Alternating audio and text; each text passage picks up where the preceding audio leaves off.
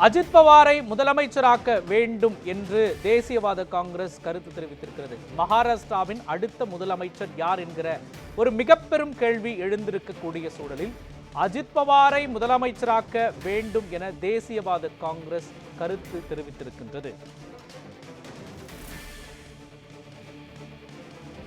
நடந்து முடிந்த சட்டமன்ற தேர்தலில் மகாராஷ்டிராவில் பாஜக தனிப்பெரும் கட்சியாக உருவெடுத்திருக்கிற சூழலில் யார் முதலமைச்சர் பொறுப்பை ஏற்பார் என்கிற கேள்வி எழுந்திருக்கக்கூடிய சூழலில் சற்று நேரத்தில் உள்துறை அமைச்சர் அமித்ஷாவை சந்தித்து முதல்வர் பதவி கோர திட்டமிட்டிருப்பதாக தகவல் கிடைத்திருக்கின்றது. மகாராஷ்டிரா முதலமைச்சரை தேர்ந்தெடுக்க பாஜக தேசிய தலைமை தீவிரம் காட்டி வரக்கூடிய சூழலில் பாஜக முக்கிய தலைவர்கள் ஆலோசனையில் ஈடுபட்டிருக்கக்கூடிய சூழலில் மகாராஷ்டிரா துணை முதலமைச்சராக அஜித் பவார் ஏக்நாத் ஷிண்டேவை நியமிக்க நடவடிக்கை எடுக்கப்பட்டு வருவதாக தகவல்கள் கிடைத்திருக்கக்கூடிய சூழலில் அஜித் பவாரை முதலமைச்சராக்க தேசியவாத காங்கிரஸ் முடிவெடுத்திருப்பாகவும் அதற்கான நடவடிக்கைகளை மேற்கொண்டு வருவதாகவும் தகவல் கிடைத்திருக்கின்றது.